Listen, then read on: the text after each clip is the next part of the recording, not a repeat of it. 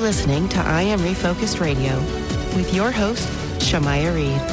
This show is designed to inspire you to live your purpose and regain your focus.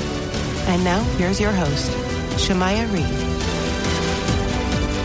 Hey, welcome to I Am Refocused Radio. Once again, we are here today, and just like any other time, we have another special guest for y'all today. Today, we're going to be talking all about Singh leadership, and we have the one and only Singh here with us. He is an executive leadership coach and a high performance mentor.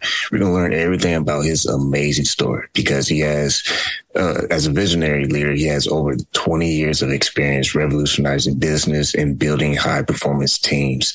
He is going to share with us not just his amazing stories, but some of the pain points and high pressure that he had to face along the way. And when we know about emotional intelligence and understanding what it takes to perform under pressure, this guy is really going to share with us some amazing insight on that topic. So first and foremost, Singh, I know you have cleared your calendar for us today. Thank you for your time, and how you doing?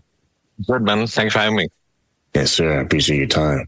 Your journey, though, if I rewind the clock a little bit, when you were 14, you went through some training and you discovered the power of mindfulness. I think that's a very key insight to your story. So if you don't mind, take us back to that age and what kind of training were you under? Sure. So growing up, I was blessed and fortunate to be in a very affluent family.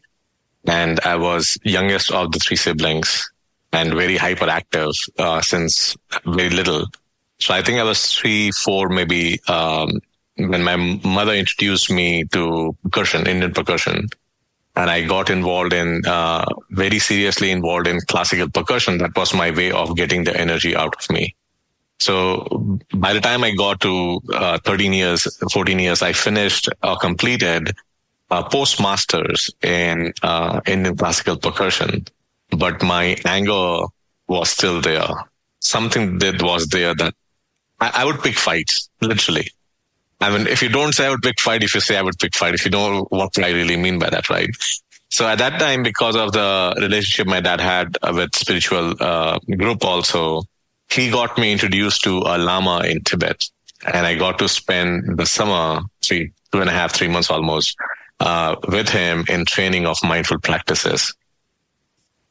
When you look back and see how that training made an impact in your life, how do you believe it has shaped your leadership philosophy and execution when it comes to performing under pressure? That one, if I fast forward my education, I went through all the degrees and everything and working, I lost track of keeping 100% mindful practice on the forefront. It was not till the ransomware attack that we went through in 2020, and once I was out of that whole episode and I was invited to speak a few places, I reported back and I realized that it was that practice that I have carried with me all along. It's just that I have never labeled it a mindful practice, right?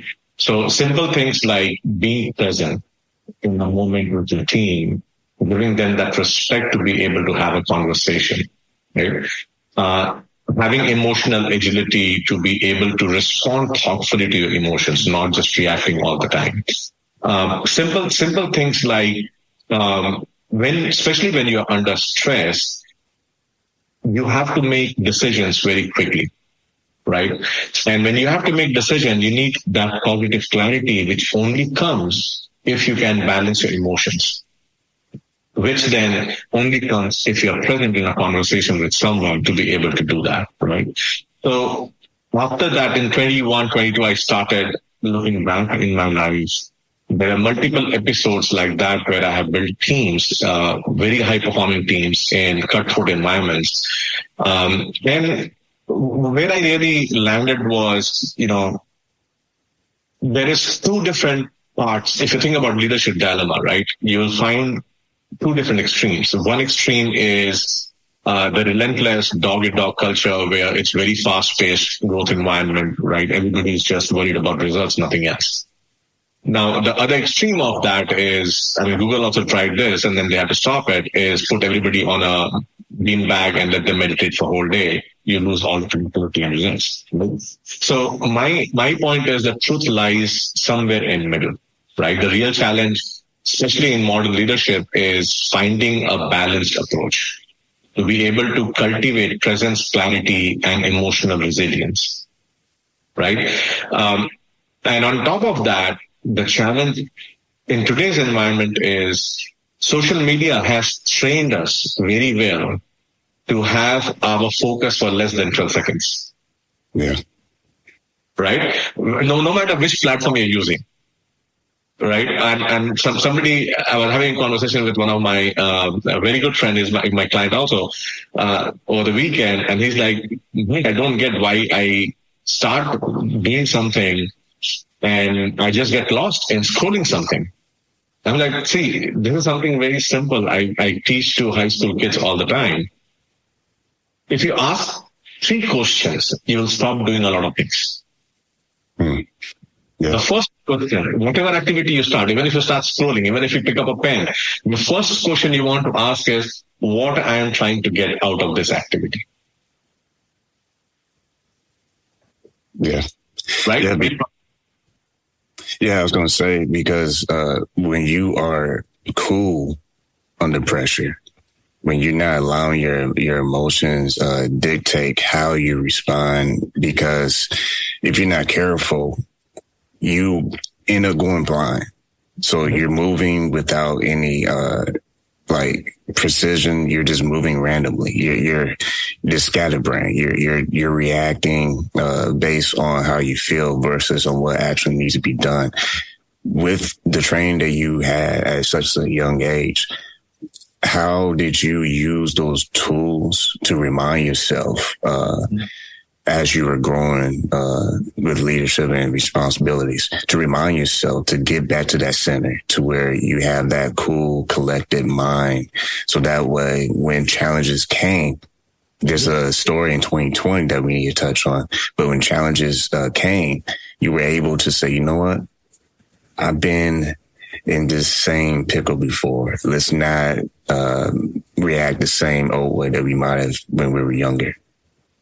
So I'm blessed that I was not only able to do it myself, but I've trained at least hundreds of people in 20 years that have worked directly with me.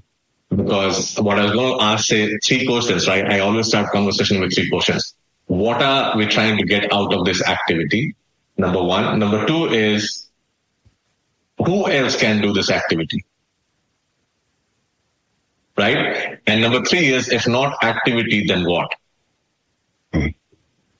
Right? The moment you put that in practice, this became the foundation for the leadership mastery compass that I created.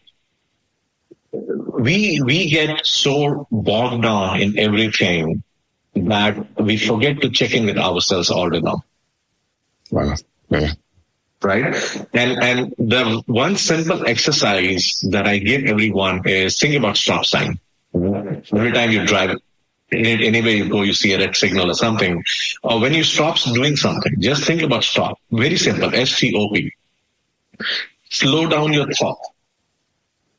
Look at the last thought that you had. Observe. Right? Place a name to that and move on. When you start doing this, what you just did was you took a 30-second of mindful break.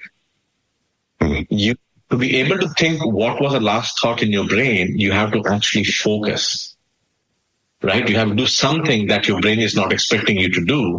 So you let that brain get a break.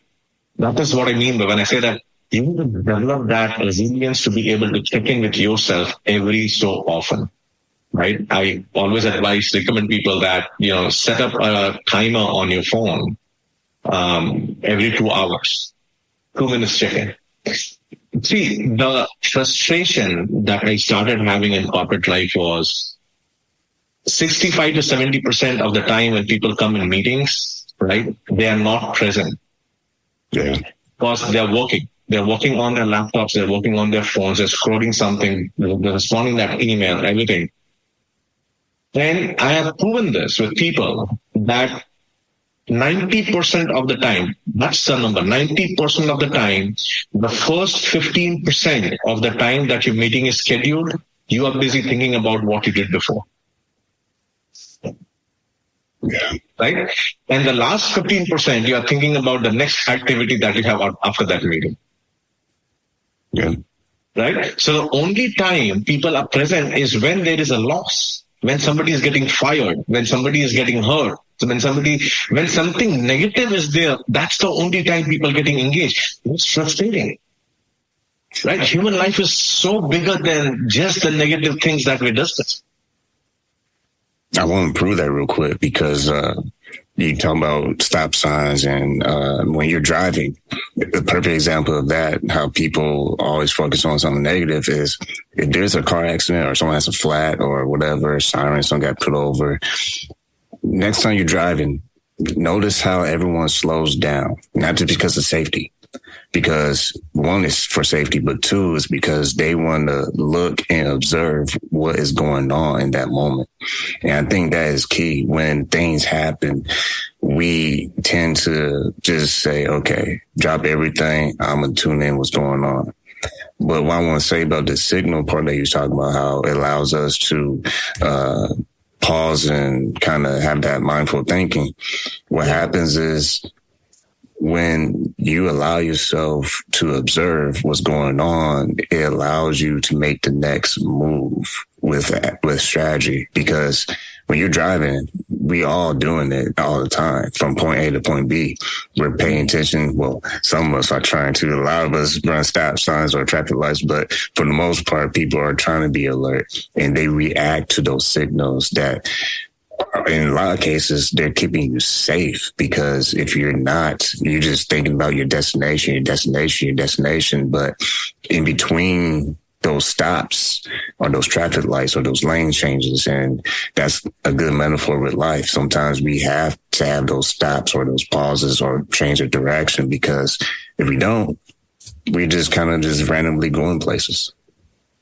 And if you extend that conversation and just that same example, right? If you always go from point A to point B and you have done that 100 times, if I ask you, can you show me 15 unique buildings between point A and point B? You will struggle. You know why you struggle? Because you consciously drove that maybe 2 or 3 times and then you went on autopilot. Yeah. I mean, we learned that. I'm old school, but I'm in my 30s. But I remember when I did driver's ed, that's the first thing they said is, you're going to get to the point where you're driving where you're going to stop doing this way. You're just going to hold the wheel at the bottom. And yeah, you're going to be kind of like relaxed, but you will always know that you got to your destination. But to your point, those in-betweens, you're not going to be able to say all those details, because sometimes you drive and then, boom, you're parking. It's like, wait, how did I get here? So then my question is, how many minutes we spend with ourselves, with our children, with our friend, with our colleague, if we are not on autopilot? Yeah. And that's exactly what it is. That is autopilot. That's a perfect example of autopilot. Once again, listen, Army Focus Radio watching us online, talking to Singh. Go to his website, singhleadership.com. Let's talk about a crisis that happened, because you're talking about being able to be cool under pressure and being able to be mindful in every situation. In 2020, you experienced a ransomware crisis. Tell us a little bit about what happened and how were you able to navigate that situation? It was a very unfortunate situation. Most of people in technology, we are trained, but we know it's not to happen. We don't want that to happen. In the morning, and the very first incident report I got was I was just getting into the parking lot of my office. I left my bag and everything. I rushed on my desk and started looking at the attack. I had 3 of my reports right there next to me, and I just literally had them sit down on the chair and had them hold their hand to their heart and take 5 deep breaths. I said, once we took that 5 breaths, my next thing was, here is how we are going to approach it. I want you first person to do X, Y, and Z, make these 3 phone calls, have these 3 conversations, and come back in 40 minutes. The second person, exactly what needs to be done. And I said, you are not going to use your phone to communicate anything to anyone except for this task right now. Right? And this is what I'm going to do. These are 3 calls I'm going to make. I got one call with FBI, local shop here. The local agents were able to confirm exactly what the threat was. I have a very good friend who is also chief information security officer. I called, he was my second call. I said, hey, Jason, can you give me any pointers on, I'm in this situation, what to do? And we had a quick discussion. My third call was to my CEO and the board members that, hey, we are under attack, but give me some cover time to be able to manage this. Here is, and I've got this one person in my team who's going to coordinate with you, the CEO, on making sure that all the communication is going. So just stepping back and not reacting and not making a fuss out of it, we were able to engage with our partners, our data center partners. And they have never heard of us this kind of approach. And I said, I want you to go and test my second backup and see if you can identify any issue with that. Is it clean? Or do you think that is infected too? So it took them a couple of hours, and I had one of my admin work with them. Within 2.5 hours, they came back and said, no, this particular copy looks clean. I said, okay, I don't care what it takes. Let's put all energy behind it. This one person with you, I want this up and running in next 24 hours. Right? Second, the person I was working with in the finance department to get the insurance company on the call, right? And then they gave us another partner to investigate what went wrong. And they were able to investigate very quickly where the issue was, what the issue was. And again, all of this is happening during COVID, 2020 October, peak of COVID. Everybody is working from home, right? So now, logistics-wise, I have to coordinate with my leaders, business folks, to figure out how I'm going to get this new patch deployed in all 140 machines for people who are not in the office, right? And now people are scared coming out of the home because of COVID and everything else. So anyway, long story short, it was being able to hold people their hand to help breathe. That's it. And every so often somebody would come panicking and just sit down, just take a deep try breath, and let's stop. Because all you're doing at that point is you are getting people out of autopilot. Right? Yeah. More frequently you get them out of autopilot, the more frequently people come with very innovative ideas that, see, our 5 senses, our brain never stops. Our brain is always catching all kind of information from our 5 senses. Mindful means when you tap into the power of the brain. Or do you want your brain to run you on autopilot? I like that because that leads to my next question about stress management. Because to your point, if we can step back, I like that idea, because in whatever the situation is, anything that could be intense, it doesn't have to be malware, it could be a ransom, it could be anything. It could be you get a text message, you get a phone call, you get bad news, you get whatever the thing is.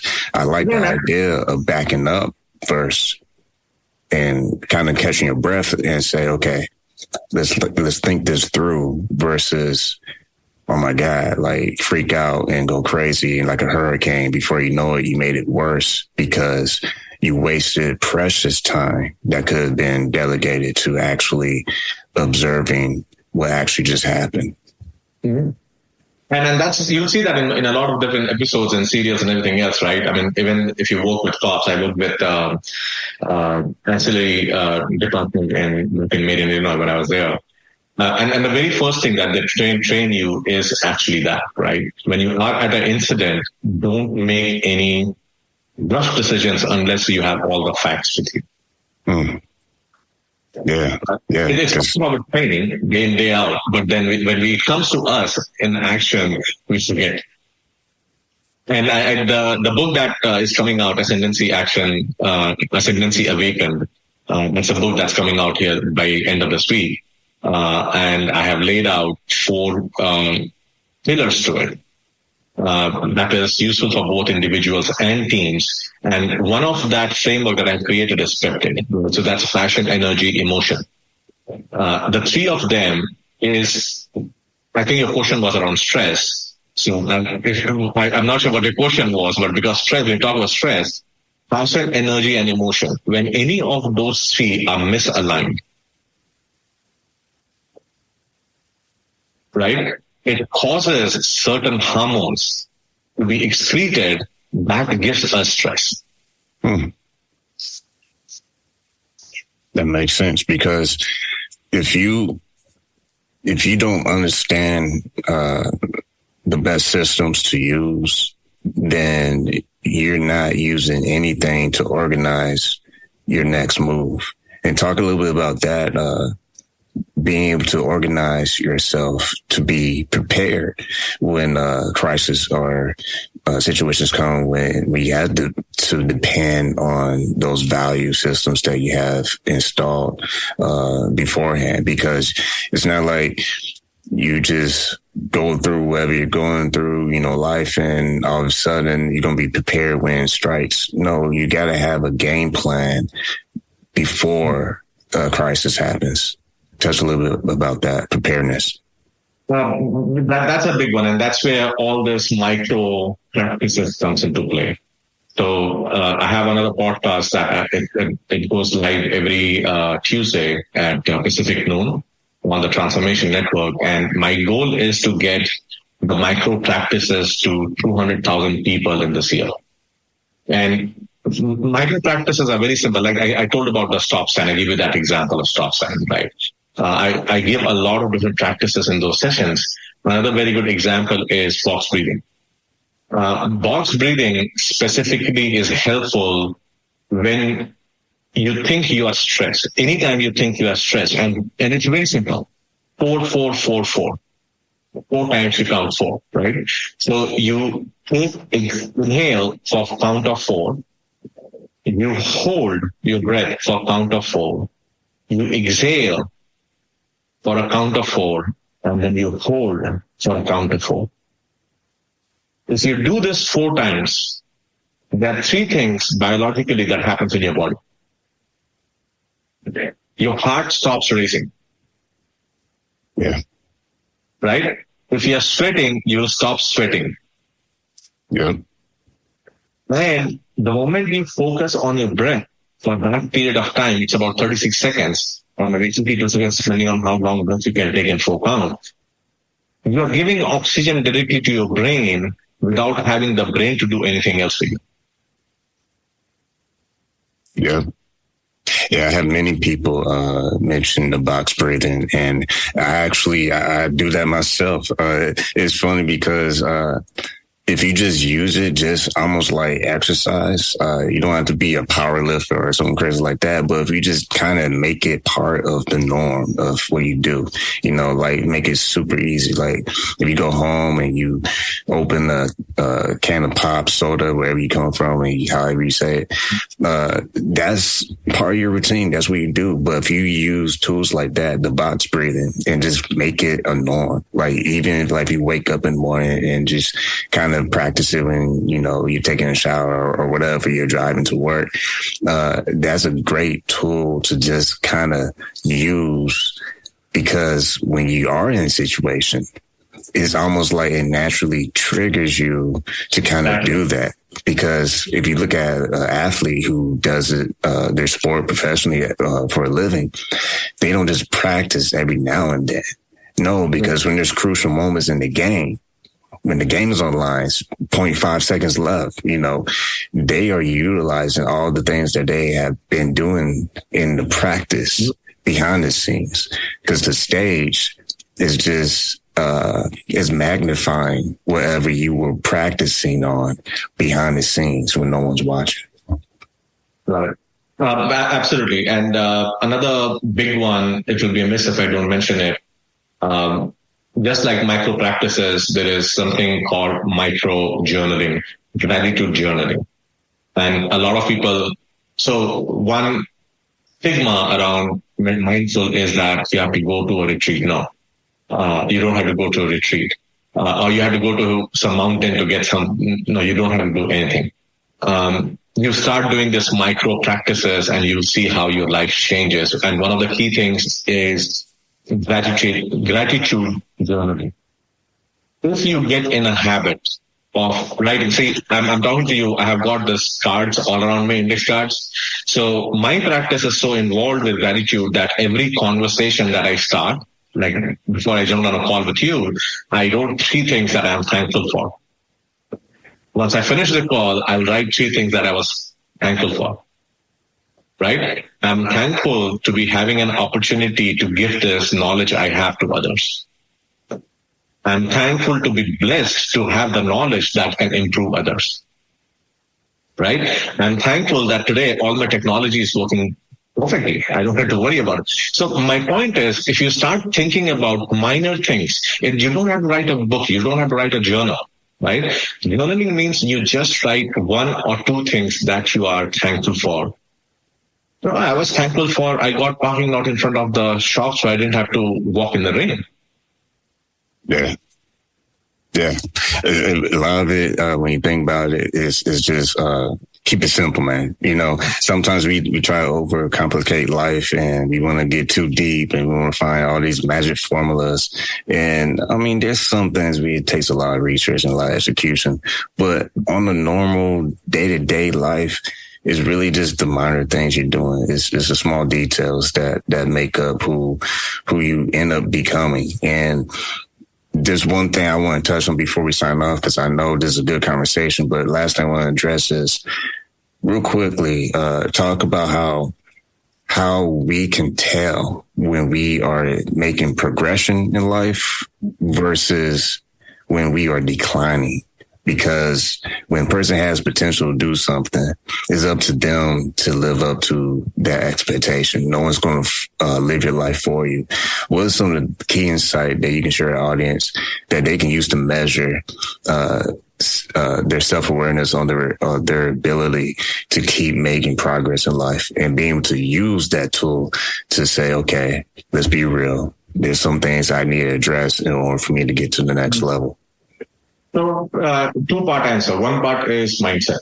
The most important thing is mindset. And I would challenge everyone listening to think. So take 5 minutes and think about it. There's nothing good and bad. There's nothing called progress and not progress. As long as you're living, you are part of the universe that's evolving and you will evolve, right?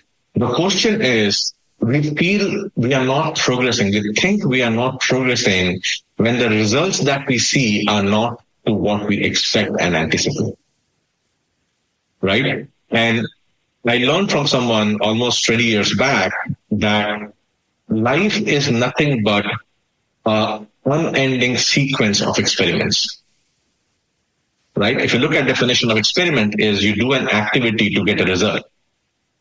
Based on the result, you choose the next activity to get another result. Then you choose another activity to get another result. Now, what we do is we get emotionally attached with getting or not getting the result.